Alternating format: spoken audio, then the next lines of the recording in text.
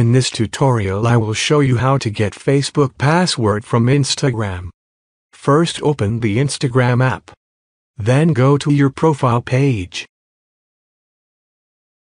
Then tap on the three dot on the top right corner. Select the settings. Tap on the account center. And after that, if we go to the profile section, we can see that the Facebook account is now connected in Instagram.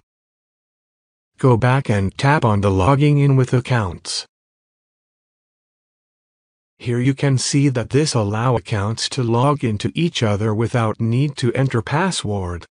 Now we can log into Facebook through Instagram. So this is how you can get Facebook password from Instagram.